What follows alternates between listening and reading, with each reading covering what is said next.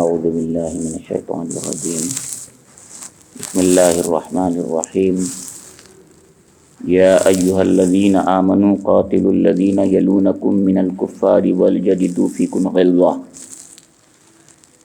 واعلموا ان اللہ مع المتقین وَإِذَا مَا أُنزِلَتْ سُورَةٌ فَمِنْهُمْ مَنْ يَقُولُ أَيُّكُمْ زَادَتْهُ هَذِهِ إِيمَانًا فَأَمَّا الَّذِينَ آمَنُوا فَزَادَتْهُمْ إِيمَانًا وَهُمْ يَسْتَبْشِرُونَ وَأَمَّا الَّذِينَ فِي قُلُوبِهِمْ مَرَضٌ فَزَادَتْهُمْ رِجْسًا إِلَىٰ رِجْسِهِمْ وَمَاتُوا وَهُمْ كَافِرُونَ أَوَلَا يَرَوْنَ أَنَّهُمْ يُفْتَنُونَ فِي كُلِّ عَامٍ مَرَّةً أَوْ مَرَّتَيْنِ ثم لا يتوبون ولا هم يذكرون وإذا ما أنزلت سورة نظر بعضهم إلى بعض هل يراكم من أحد ثم انصرفوا صرف الله قلوبهم بأنهم قوم لا يفقهون لقد جاءكم رسول من أنفسكم عزيز عليه ما عنتم حريص عليكم بالمؤمنين رؤوف رحيم فإن تولوا وقل حسبی اللہ لا الہ الا ہو علیہ توکلت وہو رب العرش العظیم صدق اللہ مولانا العظیم۔ سورہ التوبہ کی آخری آیات جو 122 تا 129 7 آیات پر مشتمل ہیں آپ کے سامنے تلاوت کی گئیں۔ ان آیات کریمہ کا ترجمہ ایسے ہے: اے لوگو جو ایمان لائے ہو، جنگ کرو ان منکرین حق سے جو تمہارے پاس ہیں، اور چاہیے کہ وہ تمہارے اندر سختی پائیں، اور جان لو کہ اللہ متقیوں کے ساتھ ہے۔ جب کوئی نئی صورت نازل ہوتی ہے تو ان میں سے بعض لوگ مذاق کے طور پر مسلمانوں سے پوچھتے ہیں، کہو تم میں سے کس کے ایمان میں سے اضافہ ہوا؟ جو لوگ ایمان لائے ہیں ان کے ایمان میں تو فی الواقع ہر نازل ہونے والی صورت نے اضافہ ہی کیا ہے، اور وہ اس سے دل شاد ہیں۔ البتہ جن لوگوں کے دلوں کو نفاق کا روگ لگا ہوا تھا، ان کی سابق نجاست پر ہر نئی صورت نے ایک اور نجاست کا اضافہ کر دیا، اور وہ مرتے دم تک کفر ہی میں مبتلا رہے۔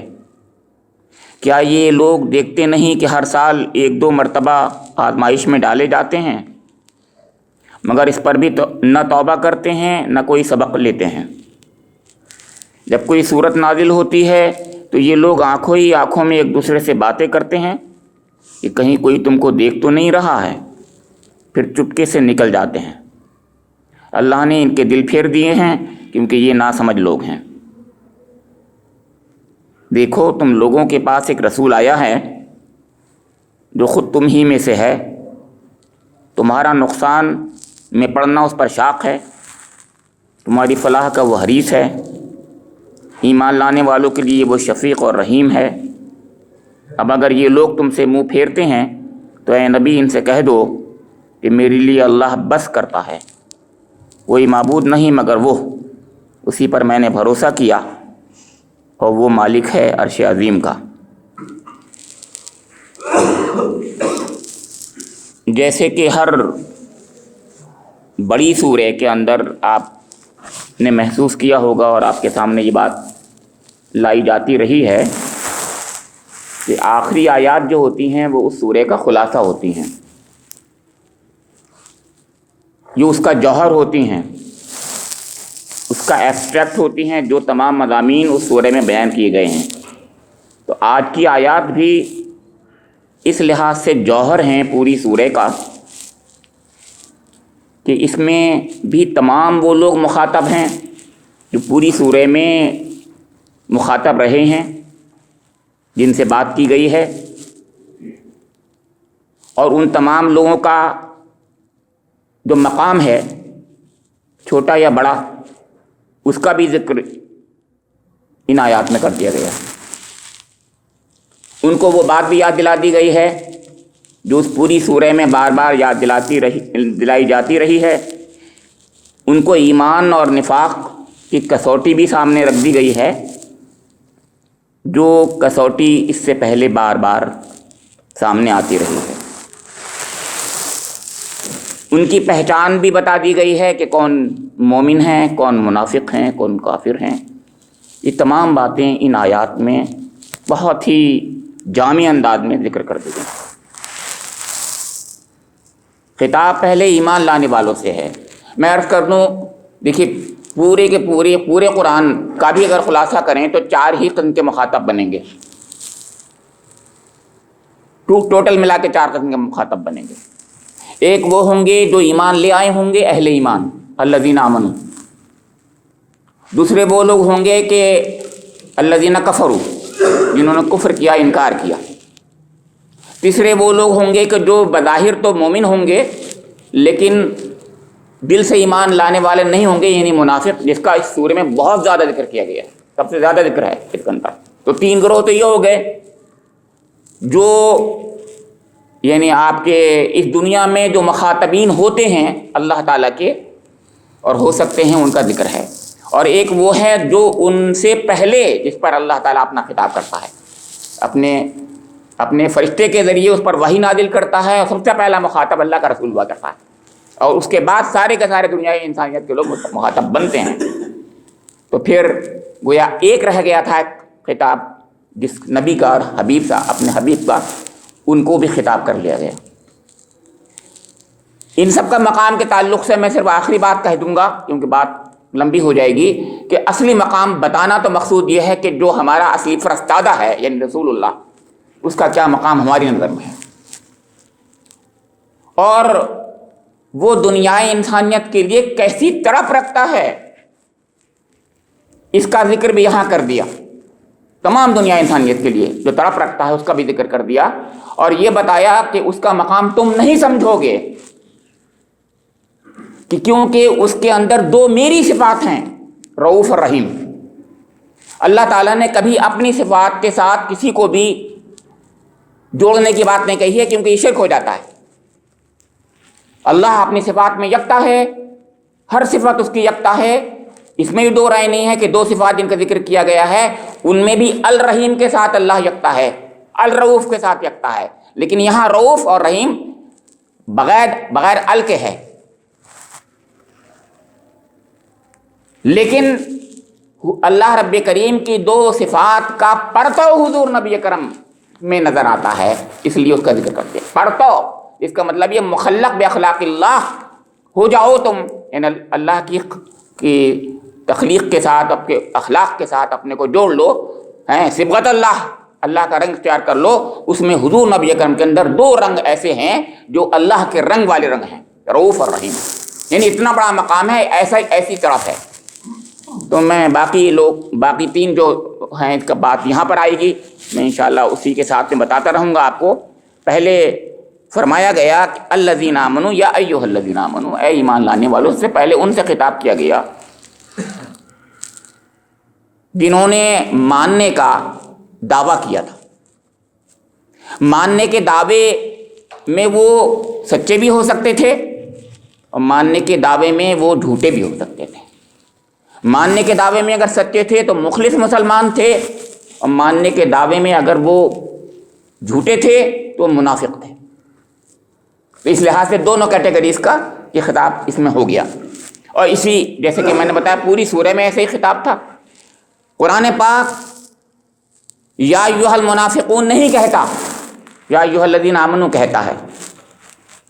قرآن میں ایک جگہ پر سورہ تحریم میں کافروں سے تو خطاب ہے، اور ایک سورہ پارے اس میں بھی ہے، آپ کے پارے عام میں قل یا ایھا الکافرون میں، لیکن قل یا ایھا المنافقون نہیں ہے، یا ایھا المنافقون نہیں ہے، وہ اس قابل ہی نہیں ہے اللہ کی نظر میں ان سے خطاب کیا جائے، وہ ان سے بھی بدتر ہیں کہ ان سے خطاب کیا جائے۔ لہذا الذین آمنوا سے خطاب ہوتا ہے، انہی کے ذیل میں وہ آ جاتے ہیں جو بظاہر تو مومن ہیں لیکن حقیقت میں مومن نہیں ہیں، یہاں پر انہی سے خطاب ہے، یہاں پر وہی مخاطب ہیں۔ کیوں؟ اب آگے بڑھیے، فرمایا جا رہا ہے قاتلوا الذین یلونکم من الکفار ولیجدوا فیکم غلظہ، اے لوگوں جو ایمان لائے ہو، جنگ کرو ان منکرین حق سے جو تمہارے پاس ہیں۔ تمہارے پاس ہیں، تمہارے پڑوس میں ہیں، تمہارے درمیان میں ہیں، 2 باتیں ہوں۔ ایک گروہ نے مفسرین کے اس کا مطلب یہ لیا ہے تمہارے درمیان میں ہے، یعنی منافق۔ ایک گروہ نے اس کا مراد یہ لیا ہے کہ جو کافر ارد گرد میں تمہارے رہنے والے ہیں ان کے ساتھ جہاد کرو، اور اس کے لیے فقہ کا اصول بنا، اور ہے یہ فقہ کا اصول کہ سب سے قریب والے جو لوگ ہوں گے ان سے ہی پہلے جہاد ہوگا، چاہے وہ اقدامی جہاد ہو چاہے وہ دفاعی جہاد ہو۔ اقدامی جہاد میں بھی شروع یہیں سے اللہ کے رسول نے اپنے ماحول ہی کے ساتھ میں جہاد کیا۔ جہاد وہ جہاد جو اللہ کی راہ میں ایک کوشش اور جدوجہد ہوتی ہے، وہ جہاد میں نے بتایا تھا، اور یہ بار بار بات آ چکی ہے، ہم سب دونوں لوگ یہ بات بتاتے رہے ہیں آپ لوگوں کے سامنے کہ جہاد بہت جامع ٹرم ہے، اس میں اٹ موسٹ ایفرٹس ہوتی ہیں، کوششیں اور محنتیں ہوتی ہیں۔ اس کا آخری مرحلہ جو ہوتا ہے وہ کبھی آتا ہے، جیسے پچھلی گزشتہ اس میں بتایا تھا، اور کبھی نہیں آتا، یعنی قتال۔ وہ ضروری نہیں ہے وہ مرحلہ آئے قتال، لیکن جہاد ہر وقت ہوتا ہے، پہلے دن سے ہوتا ہے آخر دن تک ہوتا ہے۔ انسانی زندگی وہ مومن کی جہادی ہوتی ہے، وہ جہادی میں رہتا ہے، کبھی جہاد اصغر کرتا ہے کبھی جہاد اکبر کرتا ہے۔ جہاد اکبر اپنے نفس سے جہاد کا نام ہے، اور جہاد اصغر دوسروں سے جہاد کرنے کا نام ہے، کافر و جہاد کرنے کا نام ہے۔ سوچیے آپ، کیونکہ اپنے ساتھ جہاد کرنا بڑا مشکل کام ہے، زیادہ مشکل کام ہے، یہ جہاد اکبر ہے۔ کبھی تلوار سے بھی جہاد ہوتا ہے، اس کا قتال کہا جاتا ہے، یہاں اسی کا ذکر ہے قتال کا۔ تو آخری مرحلے کا ذکر کرتے ہوئے بتایا ہے کہ ان سے جو تمہارے گرد و نواح میں ہیں جہاد کرو۔ اب اس میں خطاب دوسرے گروہ نے یہ کہا کہ یہ خطاب الذین آمنوا کا بھی وہ ان لوگوں سے ہے جو کہ کہہ تو رہے ہیں کہ ہم مسلمان ہیں لیکن ہے نہیں۔ اب آپ پوچھیں گے یہ کیسے خطاب ان کا بنا؟ کہا جا رہا ہے کہ تمہارے قریب میں جو لوگ ہیں ان سے قتال کرو، تو اب یہ تمہارے امتحان اس میں ہوگا۔ کیسے امتحان ہوگا؟ کیونکہ تمہارے ان سے شخصی تعلقات ہیں، تمہارے ان سے خاندانی تعلقات ہیں، تمہارے ان سے معاشی تعلقات ہیں، بہت سے قسم کے تمہارے اپنے مفادات ان سے وابستہ ہیں۔ اب تم ان سے جہاد کرو، تو اگر تم مومن ہوگے تو اللہ کی خاطر کرو گے، نہیں تو تم آئیں بائیں شائیں کرو گے، یہ ہے بات۔ تو اب میں نے کہا یہی کسوٹی ہے، تو یہ اصلی خطاب کس سے ہوا؟ منافقون سے۔ تو ایک گروہ نے تو یہ کہا، اب دوسرے گروہ نے جو بات کہی وہ بھی صحیح ہے کہ اصل میں تو جہاد جو ہے، قتال جو ہے، وہ تو کافروں سے ہی ہے، لیکن یہاں پر ان کے لیے ہمارا امتحان ہو رہا ہے، مومنوں کا، ہے کہ نہیں، کہ ہمارے اندر ایمان ہے یا نفاق ہے۔ تو اللہ تعالیٰ فرما رہا ہے کہ الذین یلونکم، جو تمہارے بالکل قریب ہیں، کفار میں سے جو تمہارے قریب ہیں۔ قریب سے مطلب یہ یعنی جو فزیکل آپ کی قربت ہوتی ہے، دل کے قریب سے ہوا، جس نے مقصد سمجھا تھا اس کا مطلب وہ دوسرا میں پہلے بول چکا۔ تو فزیکلی قریب ہیں، بستی کے قریب ہیں جو رہنے والے ہیں۔ اور دیکھو تمہارے دل میں چاہیے کہ وہ تمہارے اندر سختی پائیں۔ میں نے بتایا کہ مفادات جب ہوں گے تو سختی نہیں ہوگی، ہمارے مفادات ہوں گے، ہمارے تعلقات ہوں گے ان سے، معاشی یا خاندانی یا رشتہ داری کے کیسے تو نہیں کر پائیں گے، کہ نہیں یہی امتحان ہے تمہارا، ایسے کرو۔ جس گروہ نے اس کا خطاب یوں لیا تھا کہ منافق ہیں، تو انہوں نے اس آیت سے اس کو جوڑا ہے کہ یا ایھا النبی جاہد الکفار والمنافقین واغلظ علیہم۔ تو یہاں پر ولیجدوا فیکم غلظہ ہے، وہی بات بالکل کہی گئی ہے، یعنی سختی پائیں تمہارے اندر۔ وہاں حضور نبی اکرم سے فرمایا گیا تھا کہ اے نبی اکرم آپ کفار سے، منافقین سے جہاد کیجئے، جہاد کیجئے۔ وہاں جہاد کا لفظ ہے، یہاں قتال کا لفظ ہے۔ میں نے بتایا کہ جہاد ایک عام ٹرم ہے، اس میں قتال بھی آتا ہے، لیکن جنہوں نے فقہ کے لحاظ سے اس کو لیا تھا ان کا مطلب یہ تھا کہ اس دنیا میں جو جہاد ہوگا، جب بھی ہوگا، اللہ کا رسول جب آتا ہے تو اپنے گرد و نواح میں وہ دعوت حق پیش کرتا ہے، پھر اس کے اور بعد میں جاتا ہے۔ انہوں نے باقاعدہ بتایا سب سے پہلے بالکل مکے کی سرزمین پر اللہ کا کلمہ بلند کرنے کی کوشش کی اللہ کے رسول نے، اور اس وقت بھی جب کہ آپ یعنی مدینہ منورہ میں تشریف لے گئے تھے، اس کے بعد جب بھی آئے تو سب سے پہلے مکے کو فتح کیا، پھر کہا کہ بنو ثقیف میں بعد میں گئے، طائف میں بعد میں گئے، ہے نہیں. اور انہوں نے باقاعدہ بتایا ہے کہ یہ اسی طریقے سے بعد میں اور آگے بڑھتے چلے گئے، اور اس کے بعد بتایا خلفائے راشدین میں اور آگے بڑھا ایکسپینشن جو ہوا تو وہ سب بعد میں ہوا اور دور ہوتا چلا گیا. تو یہ طریقہ یہی ہے کہ پہلے سب سے قریب ہوگا، پھر اور بڑھے گا اور بڑھے گا اور بڑھے گا. ایسے انہوں نے بتایا کہ اہل کتاب سے سب سے بعد میں جہاد کی بات کی گئی ہے، جزیہ لینے کی، اسی سورہ میں ہے جس ذکر. تو پہلے فتح مکہ ہوا ہے، پھر آپ نے دیکھا کہ یہ سورہ جو بعد میں نازل ہوئی ہے اس میں برات ذکر کر کے ان سے کہا گیا ہے کہ ان سے جزیہ لو اور ان سے قتال کرو. تو یہ فقہ کا اصول ہے. بلکہ انہوں نے ایک بات اور بھی کہی ہے کہ اگر کسی بستی پر باہر سے غنیم چڑھا آئے تو پھر سب سے پہلے بستی والوں پر فرض ہوتا ہے جہاد. بستی والوں پر، دوسرے لوگوں کو آنا ضروری نہیں ہے، لیکن بستی والے بیچارے اگر کمزور پڑ رہے ہیں تو اب اس کے قریب والے لوگ جو ہیں ان کی مدد کریں. اگر وہ بھی کم پڑ رہے ہیں تو اور دور سے آئیں. ایسا نہیں ہے کہ ایک دم دوسرے ملکوں سے آ جائیں اور آ کر کے ان کی مدد کرنے کا ہے. یہ نہیں ہے. یہ فقہ کے اصول بتا رہا ہوں، اسلامی فقہ، کہ قریب کے لوگ ہی آئیں گے. سب سے پہلے قریب کے ارد و گرد کے پہلے وہ کریں گے، اور سب سے پہلے وہیں کے رہیں گے، پھر اس کے قریب کے آئیں گے، پھر اس کے قریب کے آئیں گے. اس طریقے سے ہی ہوگا. پھر فرمایا کہ وَلْيَجِدُوا فِيكُمْ غِلْظَةً کا مطلب واقع طور سے یہی تھا کہ سختی پائیں، یعنی مطلب اب آپ جو ہیں اپنے تعلقات چھوڑ دو. تمہارا امتحان، ایمان کا امتحان اسی میں ہے.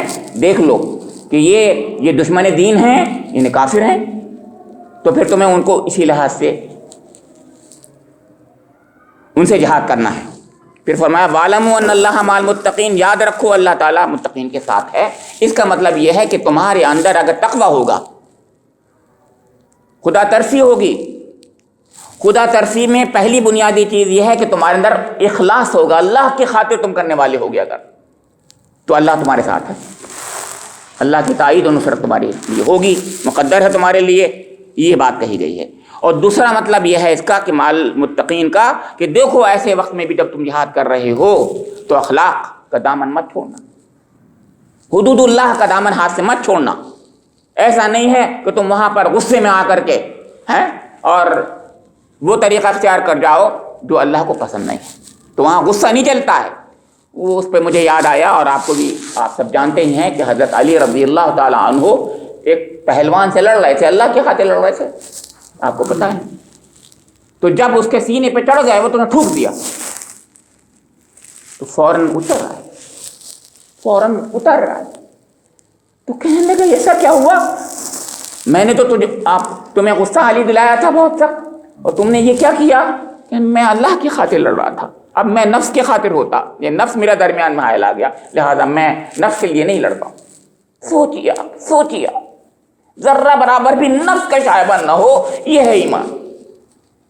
تو اللہ کی خاطر کرنا یہ ہے تقویٰ. یہ تقوی کی بات تھی کہ ایسے وقت میں بھی حدود اللہ کا آپ کو خیال رکھنا ہے. اور دیکھو تبھی اللہ تمہارے ساتھ ہوگا. ہمارے ساتھ میں بدقسمتی ایک یہ بھی ہے سب سے بڑی، ہم جو ہے تقوی کے ساتھ یعنی دعائیں بھی مانگ رہے ہیں لیکن خلوص نہیں، کام بھی کر رہے ہیں خلوص نہیں.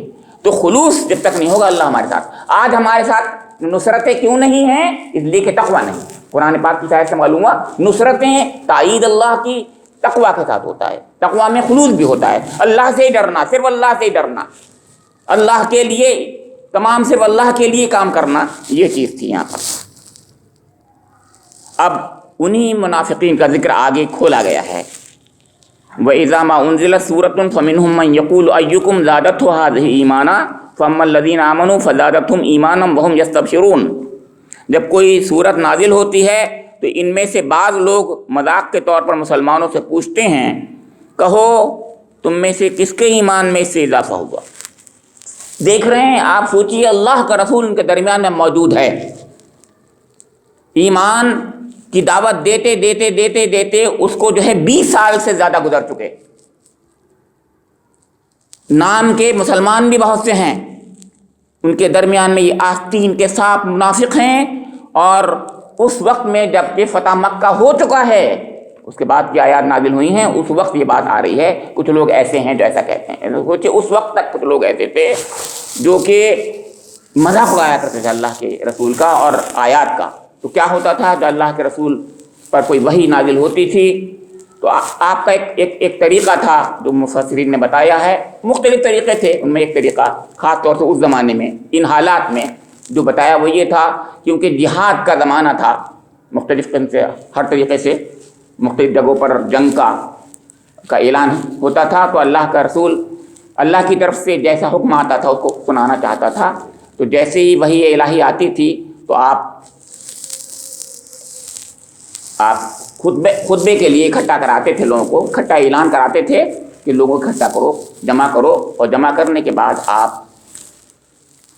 اللہ کی ثنا اور حمد فرماتے تھے، اس کے بعد یہ آیتیں پڑھ دیتے تھے جو نازل ہوتے تھے کہ اللہ کا حکم یہ آیا، اس وقت یہ حکم آیا ہے۔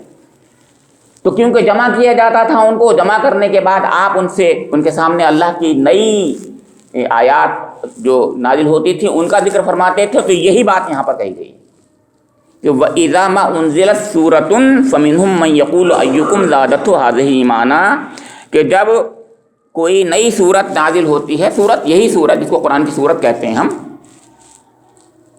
تو یہ جو منافق ہیں یہ لوگ کہتے ہیں کہ اچھا بتاؤ، ارے اس سے کیا تمہارے ایمان میں اضافہ ہوا، صاحب اتنے لوگوں کو اکٹھا کر دیا، اکٹھا کر کے صاحب سنا رہے ہیں ہمیں، دیکھا آپ نے، یہ کہا، اس طریقے سے بولتے تھے، ایسے تو نہیں کہتے تھے لیکن مطلب وہی تھا، اور اپنے دوستوں سے یہی کہہ جاتے تھے، وہ جو ان کے اصلی دوست تھے جگری، ان سے یہ بھی بول جاتے تھے جو میں نے بول دیا کہ کیا ایمان میں کیا اضافہ ہوا ہے، صاحب ہمارا وقت ضائع کر دیا، اتنی دیر بلا کر کے یہ بات کہہ دی۔ فرمایا فَأَمَّا الَّذِينَ آمَنُوا فَزَادَتْهُمْ إِيمَانًا وَهُمْ يَسْتَبْشِرُونَ، تو جو لوگ حقیقت میں ایمان لانے والے ہیں ان کے تو ایمان میں فی الواقع ہی اضافہ ہوتا ہے، اور اس سے ان کا دل شاد بھی ہوتا ہے، پہلی بات فرمائی۔ اور وَأَمَّا الَّذِينَ فِي قُلُوبِهِم مَرَضٌ فَزَادَتْهُمْ رِجْسًا إِلَىٰ رِجْسِهِمْ وَمَاتُوا وَهُمْ کافرون، البتہ جن لوگوں کے دلوں کو نفاق کا روگ لگا ہوا ہے، ان کی سابق نجاست پر، پہلی نجاست پر ہر نئی صورت نے ایک اور نجاست کا اضافہ کر دیا، اور وہ مرتے دم تک کفر میں مبتلا رہے۔ بالکل صحیح ہے، نہیں اس سے انہوں نے کفر اور کما لیا۔ نجاست، کفر نجاست ہے، اس سے پہلے ہی بتایا جا چکا، یہ بات آ چکی ہے کہ کفر اور شرک نجاست ہے، انما المشرکون نجس کہا گیا ہے قرآن میں اسی سورہ کے اندر۔ شرک اور کفر دونوں میں زیادہ فرق نہیں ہوا کرتا، شرک بھی کفر ہی ہوتا ہے، کیونکہ اللہ کی وحدانیت کا انکار کرنے والے ہوتے ہیں۔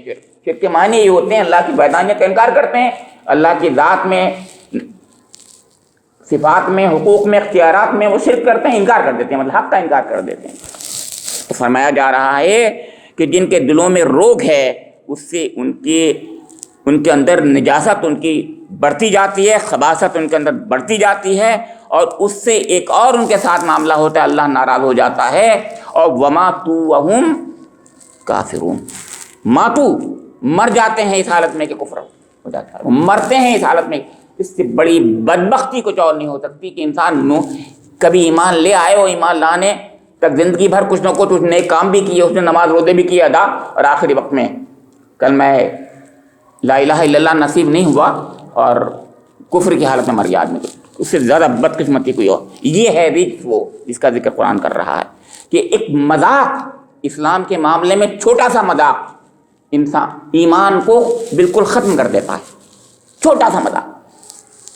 ایک شخص کوئی کوتاہی کرتا ہے اپنے اعمال میں تو اللہ معاف کرتا ہے، نماز نہیں پڑھ رہا ہے، روزہ نہیں رکھ رہا ہے، اچھے کام نہیں کر رہا ہے، لیکن ایمان والوں کے ساتھ مذاق نہیں اڑا رہا ہے، ان کا مذاق نہیں۔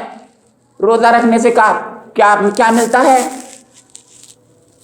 اللہ میاں کو بھوکا رکھنے سے کیا فائدہ ہے، یہ تمام چیزیں کلمہ کفریاں ہیں۔ یہ ہے بات جو کہنے کی ہے، یہ بات یعنی ایک چیز یہ ہے کہ انسان ندامت کے ساتھ میں جی رہا ہے، غلطیاں کر رہا ہے، ایک یہ ہے کہ وہ گستاخیاں کر رہا ہے تو اللہ تعالیٰ اس کو پسند نہیں کرتا۔ بس تک بات فرمائی اگلی، یا ولا یرون انہم یفتنون فی کل عام مرۃ او مرتین ثم لا یتوبون ولا هم یذکرون، کیا یہ لوگ نہیں دیکھتے کہ ہر سال ایک دو مرتبہ یہ آزمائش میں ڈالے جاتے ہیں؟ اللہ تعالیٰ ایسے حالات پیدا کرتا ہے جب اپنے بندوں کے ساتھ کوئی خصوصی کرم کرنا چاہتا ہے. کہ میں بہت ایسی بات کہہ رہا ہوں، دیکھیے آپ سامنے ہم اس کو الٹا لیتے ہیں بالکل. جب اللہ تعالیٰ اپنے بندوں کے ساتھ کرم، خصوصی کرم کا معاملہ کرنا چاہتا ہے تو کچھ حالات ایسے بناتا ہے. مجھے بتائیے کہ اللہ کے رسول کی بعثت جو ہوتی ہے وہ کرم کا معاملہ ہوتا ہے یا اللہ تعالیٰ کے کسی ناراضگی کا معاملہ ہوتا ہے؟ کرم ہی کا ہوتا ہے. اس سے بڑا کرم کا معاملہ کوئی ہو ہی نہیں سکتا کہ دنیا میں اللہ تعالیٰ کسی زمانے میں کسی جگہ پر اپنے رسول کو مبعوث کر دے. اور رسول خاتم کو مبعوث کرنا سب سے بڑا کرم تھا اللہ کا. اس کا ذکر آگے ہے، لقد جاءکم رسول من انفسکم عزیز علیہ ما عنتم حریص علیکم بالمؤمنین رؤوف الرحیم. یہ آخری آیت یہی تو تھی. تو سب سے بڑا کرم اور احسان کا معاملہ اللہ تعالیٰ نے حضور کی بعثت کے ساتھ کیا ہے. لیکن حضور کی بعثت کے ساتھ میں امتحانوں میں ڈالا ہے کیوں کہ دل نرم ہو جائیں. 65 سالی سب سے پہلے، اور یہ قرآن میں سورہ ہود میں فرمایا بھی گیا ہے کہ جب ہم رسولوں کو بھیجتے ہیں تو کچھ حالات بناتے ہیں ایسے، وہ حالات بظاہر دنیا والوں کے لیے تکلیف دہ ہوتے ہیں بہت، لیکن ان کا مقصد اللہ کا یہ ہوتا ہے کہ دل ان کے نرم ہو جائیں. ہمارے دل کیسے نرم ہوں گے؟ جب دھکے لگیں گے، بیماریاں ہوں گی، پریشانیاں ہوں گی، غنیم آئے گا، دشمن مارے گا، پیٹے گا، اور یہ دنیا میں جو آج حالات اور ہندوستان میں جو حالات بن رہے وہ ہوں گے. تو اس میں بظاہر تو بڑی تکلیف کی بات ہے، بظاہر تو بڑا ہمارے ساتھ برا ہو رہا ہے، لیکن حقیقت یہ ہے کہ ہمارے ساتھ اللہ کا کرم کا معاملہ ہو رہا ہے. یہ قرآن پاک کی یہ آیتیں بتا رہی ہیں، یہی آیتیں بتا رہی ہیں. کیونکہ جیسے اللہ کا رسول نبی خاتم دنیا میں تشریف لایا اور لایا آپ، اس وقت اللہ تعالیٰ نے امتحان میں ڈال دیا لوگوں کو. ایسے ہی آج امتحان میں ہم ڈالے جا رہے ہیں. تو اس کا مطلب کوئی اللہ تعالیٰ ہمارے ساتھ کرم کا معاملہ کرنا چاہتا ہے. کیا کرم ہے؟ ہم سو رہے ہیں، ہمیں جھنجھوڑ رہا ہے اللہ تعالیٰ. ہم دور ہیں، وہ قریب کرنا چاہتا ہے. ہم دور ہیں، وہ ہمیں قریب کرنا چاہتا ہے. ہماری دنیا اور آخرت دونوں بنانا چاہتا ہے. ہمارے اخلاق و کردار میں وہ روشنی، وہ نور پیدا کرنا چاہتا ہے جو ایک انسانیت میں ہونا چاہیے، انسانوں میں ہونا چاہیے. بلکہ انسان تو میں نے کہہ دیا، بلکہ اصلی چیز تو مومنوں کا نور ہوتا ہے. وہ تو مومنوں کے اندر نور، اصلی نور ہوتا ہے ایمان کا، وہ پیدا کرنا چاہتا ہے، ان میں جلا پیدا کرنا چاہتا ہے. یہ بات یہاں پر بھی ہے، لیکن یہ اس کو الٹا لے رہے ہیں منافقین. ہو یہ رہا تھا کہ لگاتار پہم امتحان پر امتحان آ رہے تھے، مختلف قسم کے فتنے بظاہر آ رہے تھے. فتنہ انہم یفتنون فی کل عام مرتین و مرتین، ایک بار یا دو بار کوئی نہ کوئی ایسا واقعہ پیش آتا. جیسے کوئی قحط سالی ہو جاتی تھی، جیسے کوئی تکلیف ہو جاتی تھی، بیماری وبا پھیل جاتی تھی. پھیلتی تھی، ایسی بات نہیں کہ اللہ کے رسول کے زمانے میں نہیں پھیلتی تھی، میں بتا رہا ہوں ہر زمانے میں پھیلتی ہے. اور جنگ کا ماحول تو بنا ہوا ہی تھا، آپ کو معلوم ہے، لگاتار بنا ہوا تھا. کبھی ادھر سے جنگ کا، کبھی ادھر سے جنگ کے، ہر طریقے سے خبریں آتی رہتی تھیں. تو کہا یہ جا رہا کہ اس طریقے سے وہ ہر وقت امتحان میں تھے. تو جتنا بڑا اللہ کا رسول آیا اور سب سے بڑا رسول خاتم ہے، اتنے ہی زیادہ امتحان میں وہ لوگ ڈالے گئے. اور ان کے نام سے منسوب یہ امت ہے، اس کو اگر تکلیف دی جائے گی تو سوچئے، کیونکہ نسبت بھی تو حضور نبی اکرم سے ہے. بہت بڑے دین کے حامل ہیں ہم لوگ، بہت بڑے دین کے. ایسے دین ہے جو اللہ کی طرف سے الیوم اکملت لکم دینکم واتممت علیکم نعمتی ورضیت لکم الاسلام دینا ہے. اور کنتم خیر امت اخرجت للناس ہے، تو ہم خیر امت بنے ہیں. تو ایسی تکلیفیں، ایسی آزمائشیں بھی تو آئیں گی، اور آزمائشیں نہیں آئیں گی تو خیر امت نہیں ہیں ہم لوگ. یہ بات ہے جو بتائی جا رہی ہے. تو ہو یہ رہا تھا کہ اس وقت بھی امتحان پر امتحان آ رہے تھے لگاتار. ان کی حالت خراب تھی، اور یہ اس کو کیا لے رہے تھے؟ جیسے کہ ہر زمانے میں منحوس کہتے ہیں کہ ان کے آنے کے بعد تو یہ منحوسیت طاری ہو گئی ہے، مصیبت طاری ہو گئی ہے، ہر وقت مصیبت ہے. یہ ہر جگہ کے، ہر زمانے کے لوگ یہی کہتے ہیں. سورہ یاسین میں خاص طور سے آپ نے دیکھا ہوگا کہ رسول آئے، ایک آیا، دو آیا، تین آئے، تو انہوں نے کہا تم منحوس ہو، کہ جتنے تم آ رہے ہو اس سے زیادہ اور نحوسیت یہاں پر بڑھ کے لیے آ رہی ہے. تو فرمایا کہ وَإِذَا مَا أُنزِلَتْ سُورَةٌ نَظَرَ بَعْضُهُمْ إِلَىٰ بَعْضٍ. ہاں، اس میں ایک بات اور بھی ہے. تو ثُمَّ لَا يَتُوبُونَ وَلَا هُمْ يَذَّكَّرُونَ. یہ بس آخری بات کہہ کر میں چھوڑ دوں گا. یہاں پر کہا کہ اس کے باوجود یہ امتحان پر امتحان، یعنی دھکے پر دھکے، جھٹکے پر جھٹکے ان کے پاس آ رہے ہیں، تو ہونا یہ چاہیے توبہ کرتے ہیں. ثُمَّ لَا يَتُوبُونَ، پھر بھی یہ توبہ نہیں کر رہے ہیں. وَلَا هُمْ يَذَّكَّرُونَ، اور اس سے بھی نصیحت اور یاد دہانی حاصل نہیں کر رہے ہیں. اللہ تعالیٰ جھنجھوڑ رہا ہے لیکن اٹھ ہی نہیں رہے، یہ اٹھ ہی نہیں رہے ہیں. ہمارے ایک مفسر نے بڑی پیاری سی بات کہی ہے یتوبون اور یذکرون میں، کہ یتوبون کا کا جو ٹارگٹ ہوتا ہے، مرکز جو ہوتا ہے وہ قلب ہوتا ہے، یعنی قلب کو اللہ تعالیٰ جگانا چاہتا ہے۔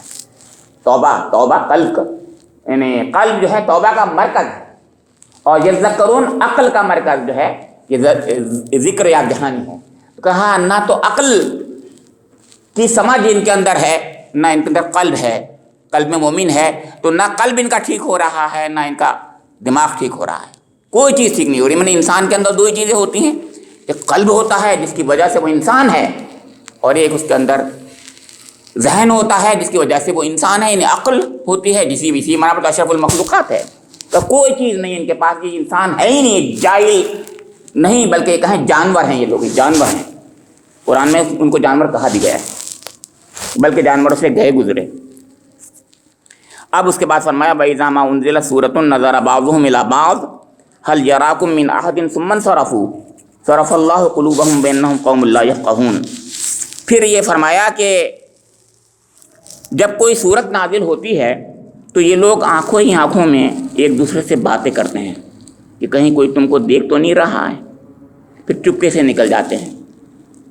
اللہ نے ان کے دل پھیر دیے ہیں کیونکہ یہ نہ سمجھ لوگ منافق تھے ظاہر ہے، یعنی حضور کی مجلس میں حضور کی اجازت کے بغیر چپکے سے سٹک جانا۔ سورہ نور میں واضح طور سے کہا ہے یتسللون، وہ کہا یہ چھٹک جاتے ہیں چپکے سے بغیر اجازت کے، لوازن، تو یتسللون لوازن کہا ہے کہ چپکے سے سٹک جاتے ہیں بغیر اجازت لیے ہوئے۔ تو یہ وہ لوگ تھے، سوچئے اللہ کے رسول کی مجلس ہیں، اس کے اندر چپکے سے نکل گئے، ذرا دیکھا ہلکے سے، آنکھوں ہی آنکھوں میں اشارے کیا آپس میں اپنے دوست سے، اپنے منافق دوست سے، اور ہلکے سے نکل گئے، سٹک گئے جسے کہتے ہیں بغیر اجازت کے۔ قرآن پاک میں ان کو بہت سخت تنبیہ کی ہے، سورہ نور کے اندر کہا ہے کہ کہیں ایسا نہ ہو کہ بالکل ان کا ایمان ان سے چھین لیا جائے، ایسا نہ ہو، اس سے پہلے تو سوچ لو، توبہ کرو، یہ کہا ہے۔ تو یہاں پر فرمایا جا رہا ہے کہ یہ ہے اصلی منافق، کہ سورت نازل، اللہ کا کلام نازل ہو رہا ہے، اور ان کا معاملہ یہ ہے کہ کلام اللہ کے درمیان میں جب اس کو اللہ کا رسول پیش کر رہا ہے یہ سٹک جاتے ہیں۔ ہمیں اس کا خیال رکھنا چاہیے، ذرا ضرورت ہو تو اٹھ کے چلے جانا چاہیے، ضرورت میں دو رائے نہیں ہے، اجازت ہو ضرور چلے جانا چاہیے، لیکن اس بات کا خیال رکھنا چاہیے کہ اس کلام پاک کا ایک ادب ہے، اس کلام پاک کا، وہی کلام پاک اللہ کا رسول جب سناتا تھا اس کا اور زیادہ، اتنا زیادہ ادب کا تقاضا کرتا تھا کہ سوچ لیجیے کہ اللہ کا رسول درمیان میں ہے، وہ بول رہا ہے تو کیا ہوگا۔ تو ادب و احترام کا تقاضا ہوتا ہے۔ ویسے بھی دنیا میں ادب ایک چیز سکھائی جاتی ہے کہ مجلس ہے، مجلس میں آدمی پرمیشن لے کے جائے۔ تو یہ کہا گیا کہ یہ لوگ ایسے ہیں، مطلب ان کی قلعی کھولی گئی ہے کہ وہ لوگ ہیں، بظاہر یہ مومن ہے، یہ وہ لوگ ہیں، سوچ لو، یعنی ان کی قلعی کھول کے سامنے رکھ دی کہ یہ وہ لوگ ہیں۔ تو میں نے عرض کیا کہ ان کی حقیقت ان کے سامنے آئینہ رکھ دیا گیا ہے کہ تم وہ لوگ ہو، سوچ لو کہ تم کیا ہو، تو پھر ہم کیا کریں گے، تو ہم تمہارا یعنی تمہارے پر مہر لگا دیں گے۔ یہ قرآن نے کہہ بھی دیا ہے وَمَا وَهُمْ کافرون، کہ یہ جو ہیں کفر کی حالت میں مریں گے۔ پھر فرمایا کہ ہاں کہا گیا کہ صرف اللہ قلوبہم بأنہم قوم لا یفقہون، اللہ نے ان کے دل پھیر دیے، میں نے یہی لفظ گویا، یہی تو کہا دل پھیر دیے، بس ختم ہو گیا، دل پھیر دیے۔ یہاں کہا گیا قرآن میں کہا گیا کہ ان کے اوپر مہر لگا دی اللہ تعالیٰ نے، بس سمجھ لیجیے اللہ اتنا ناراض ہے، اللہ تعالیٰ اتنا ناراض ہے کہ اب یہ ٹھیک نہیں ہوں گے۔ کیوں؟ کیونکہ یہ لوگ نہیں جانتے، کیا نہیں جانتے کہ فلاح کسے کہتے ہیں، کامیابی کیا ہوتی ہے، ناکامی کیا ہوتی ہے، میری اچھائی، میری خیر کس چیز میں ہے اور میری شر کس چیز میں ہے، میری کامیابی کس چیز میں ہے، میری ناکامی کس چیز میں ہے۔ ہم یہ سمجھتے رہتے ہیں کہ دنیا کے کچھ چیزیں چھوٹی موٹی مل جائیں ہمیں تو ہمیں کامیاب کر دیتی ہیں۔ دنیا، چھوٹی سی دنیا کہتے ہی عاجلہ کو ہیں، سمجھے آپ، اس میں کوئی چیز مل جائے تو ہم اتنے خوش ہو جاتے ہیں، سمجھتے ہیں سب کچھ مل گیا۔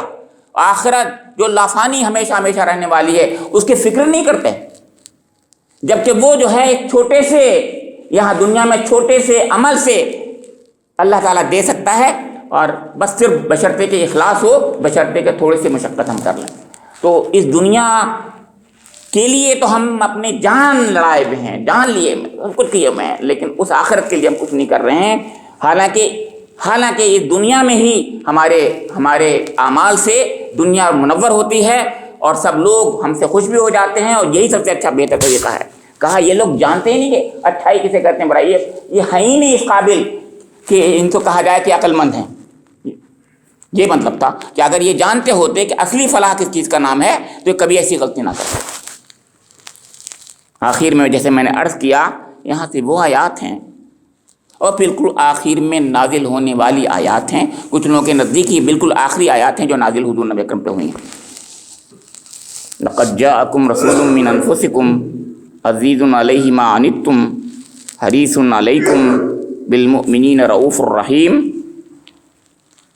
اے لوگو، تمہاری طرف ایک رسول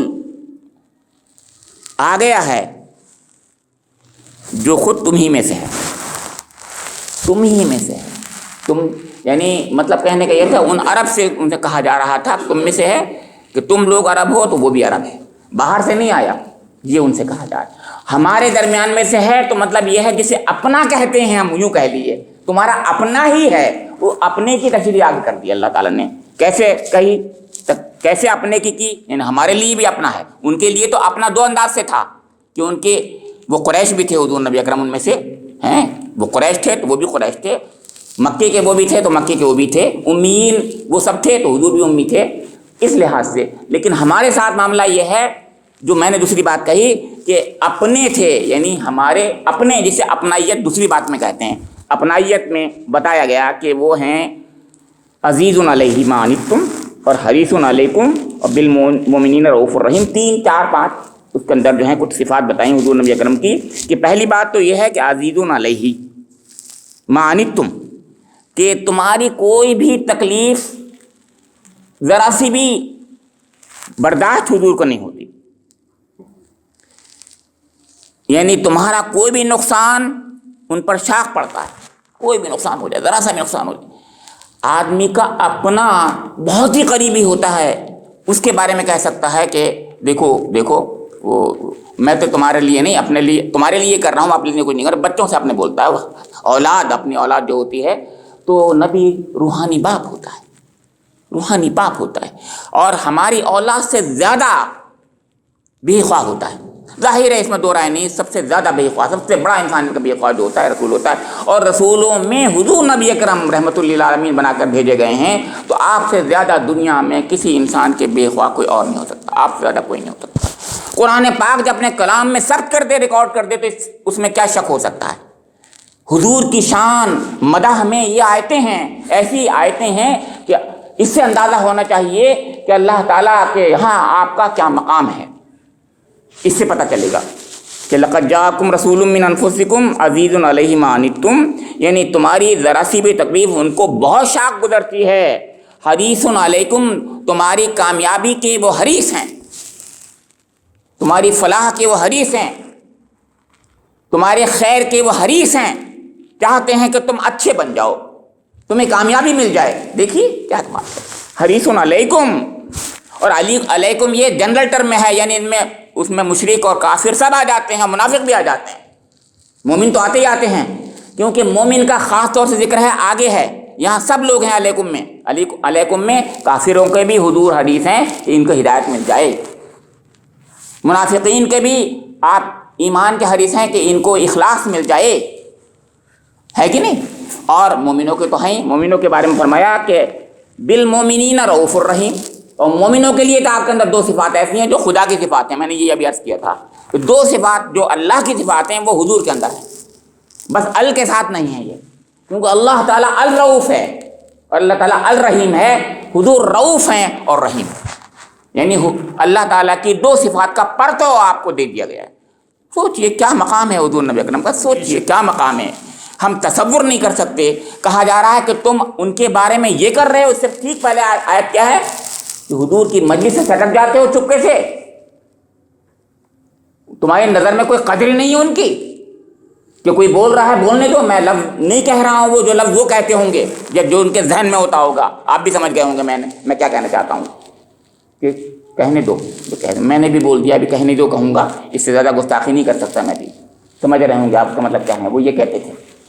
تو فرمایا جا رہا ہے کہ وہ تو رؤوف ہیں، اچھا ایک رؤوف ہے ایک رحیم ہے، ایک میں پازیٹیو صفات ہے ایک میں نیگیٹو ہے، ایک پازیٹیو صفت کی طرف جاتا ہے یعنی آپ کی مثبت لگاتار رحمت کرنے والی، لگاتار رحمت آپ کی عام ہے، کانسسٹنسی ہے اس کے اندر، رحمت میں کانسسٹنسی ہے، مہربانیوں میں یعنی ہر وقت مہربانی کرنا، ہر وقت مہربانی کرنے والا یہ ہوتا ہے۔ اور رؤوف جو ہوتا ہے اس کے معنی یہ ہوتے ہیں کہ شروں سے بچانے والا، کیونکہ یہاں پر عورتوں مردوں کے درمیان میں رشتے کو یہ کہا ہے کہ ہم نے کیا کہا ہے، وہ رؤوف کی دوسرا ڈیریویٹو اسی کو بتایا ہے کہ ان کے درمیان میں وہ پیدا کر دیا رافت۔ یہ رافت ہی ہے، مطلب کہنا میرا یہ ہے کہ رافت ہی ہے جو رؤوف کے اندر ہوتی ہے، رافت کی صفت رؤوف میں ہوتی ہے، کیونکہ وہ صفت ہے، ایک صفت موصوف ہے۔ تو یہ فرمایا جا رہا ہے کہ آپ کے اندر رافت ہے، محبتوں کا ایسا رشتہ جو ہم سمجھتے ہیں، جس مثال کے طور پر میں نے بتا دیا، آپ کو بتایا ایک اچھی بیوی ہو اس کے درمیان میں ایک اچھے شوہر سے جو رشتہ ہوتا ہے، آپ سمجھ لیجئے کہ اللہ تعالیٰ کی جو نعمت ہے وہ کیا نعمت ہے۔ حضور نبی اکرم اس سے بڑی نعمت ہے، انسانوں کے لیے اس سے بڑی نعمت ہے۔ رافت کا رشتہ حضور قائم کیے ہوئے ہیں لوگوں سے، رافت کا، اور رحمت کا رشتہ قائم کیے ہوئے ہیں جو وہ رشتے سے الگ ہے، ایکسیپٹ، یعنی صرف ایک رشتہ انسانوں میں، انسانوں کے درمیان بتایا اللہ نے، جو بیویوں کے درمیان بتایا، لیکن رحمت کا رشتہ نہیں بتایا۔ یہ رشتے دو ہیں حضور نبی اکرم کے، کہ یہ ہے حضور نبی اکرم کا مقام، اور ان کی ان سے احسان شناسی کا تقاضا ہے کہ ان کے بارے میں کم سے کم ایسی باتیں تو مت سوچو، کم سے کم ان کے مقام کو تو سمجھو، ان کی قدر تو پہچانو، ہے نہیں؟ اور قدر کو پہچاننے کے لیے سورہ احزاب میں بتایا ہے کہ یا ان اللہ و ملائکتہ یصلون علی النبی یا ایھا الذین آمنوا صلوا علیہ وسلموا تسلیما، وہاں بتایا ہے۔ اور وہاں ایک دو باتیں نہیں ہیں، بہت سی باتیں ہیں۔ آپ سورہ احزاب جب جائیں گے وہاں پڑھیں گے تو بہت سی باتیں ہیں۔ انا ارسلناک شاہدا ومبشرا ونذیرا وداعیا الی اللہ باذنہ وسراجا منیرا، ایک دو نہیں، کتنی مدح فرمائی اللہ تعالیٰ نے، بہت مدح، ایسی مدح اپنے رسول کی صرف نبی خاتم کی ہے اللہ نے۔ توریت میں بھی موسیٰ علیہ السلام کی ضرور مدح ہوگی اور ہوگی ضرور، لیکن ایسی مدح کسی رسول کے لیے اللہ تعالیٰ نے کی اپنے، جیسے مدح اپنے نبی خاتم کے لیے کی۔ حقیقت یہ ہے کہ آپ الگ ہی تھے، سب سے الگ تھے، اور وہ مقام جو سرور انبیاء کا ہے، وہ سرور انبیاء کا مقام آپ ہی کے لیے ہے، اس میں دو رائے ہیں۔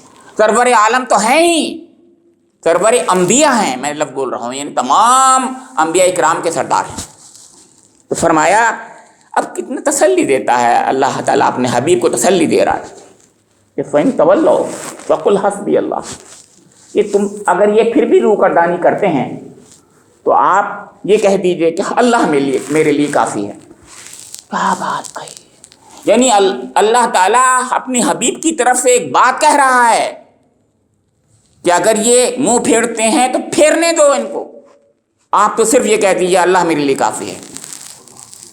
اللہ تعالیٰ خود کہہ رہا ہو جب کہ کہہ دیجیے آپ کہ اللہ میرے لیے کافی ہے، تو پھر کیا ڈر، کیا خوف، کیا چیز ہو سکتی ہے؟ اور حقیقت یہی ہے کہ اللہ کے رسول نے سزا یہی کہا ہے، حسبی اللہ۔ اس وقت میں جنگ حنین کے وقت بھی حسبی اللہ حضور نے فرمایا تھا، اور غار حرا میں بھی یہی ہوا تھا، ان اللہ معنا کہا تھا آپ نے۔ ہر وقت ایسے موقع پر جب سب سے زیادہ تکلیف اور سب سے زیادہ پریشانی ہوتی تھی، حضور ہم کو یہ سکھا گئے کہ ہم کیا پڑھیں، حسبنا اللہ ونعم الوکیل نعم المولا ونعم النصیر۔ اللہ تعالیٰ نے اس میں بھی بتایا، اسی سورہ میں ہم نے پڑھا تھا کہ حسبنا اللہ آیا ہے، کہ یہ مومن یہ کہا کرتے ہیں حسبنا اللہ، اللہ ہمارے لیے کافی ہے۔ اسی سورہ میں مومنوں کا یہ قول بتایا ہے، اسی سورہ میں یہ کہتے ہیں۔ تو یہاں بتایا کہ آپ یہ کہہ دیجئے لا الہ الا ہو، وہ اللہ کہ اس کے سوا کوئی اور خدا نہیں ہے، اس کی صفات والا کوئی خدا نہیں ہے، اپنی ذات، صفات اور حقوق و اختیارات میں وہ یکتا ہے، لا الہ الا اللہ، علیہ توکلت وہو رب العرش العظیم، میں نے اسی پر توکل کیا۔ کہہ دو میرا اللہ میرے لیے بس کرتا ہے، کوئی معبود نہیں مگر وہ، اسی پر میں نے بھروسہ کیا۔ ہم بھی یہی کہیں علیہ توکلت، علیہ توکلت، حسبنا اللہ و نعم الوکیل نعم المولا و نعم النصیر، تو ہمارے سارے کے سارے مسائل خود بخود۔ حقیقت یہ ہے کہ اس میں اعظم ہے ایسے حالات میں جیسے حالات آج ہیں. مجھ سے بھی کسی نے کہا, آپ بھی سے بھی کوئی پوچھے گا تو آپ اپنی سے کوشش تو کریں, جو کرنا ہے ضرور کریں, لیکن اللہ سے تعلق کیسے قائم کرنا ہے, ہمیں اس پر یہی پڑھنا ہے, حسبنا اللہ و نعم الوکیل نعم المولا و نعم النصیر. حسبنا اللہ علیہ توکلنا, ہم اسی پر ہمیں توکل. فرمایا کیوں توکل ہے, ہم کیوں توکل کریں اس پر, اس لیے کہ وہ رب العرش العظیم ہے, کہ وہ تو عرش عظیم کا رب ہے. ساری بادشاہی تخت عظیم کا سب سے بڑا جو تخت ہے وہ عرش عظیم ہے.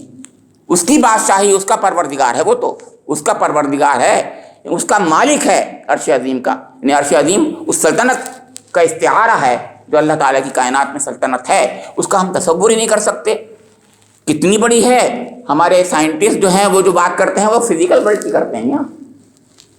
اس فزیکل ورلڈ کے بارے میں وہ یہ کہتے ہیں ہم نے اس کی تھا نہیں پہنچی, ہم تھا تک پہنچ نہیں سکتے, کہہ دیا.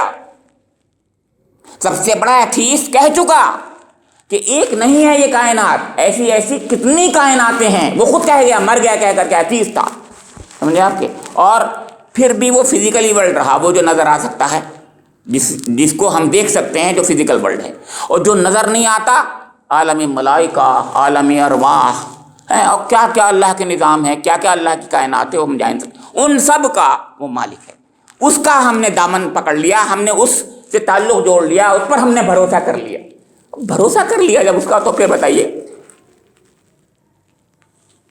کیا غم ہے اگر ساری خدائی ہو مخالف, کافی ہے اگر ایک خدا میرے لیے ہے. مولانا محمد علی جوہر یہ کہہ گئے آخر میں, ہمیں بھی یہ بات یاد رکھنی چاہیے.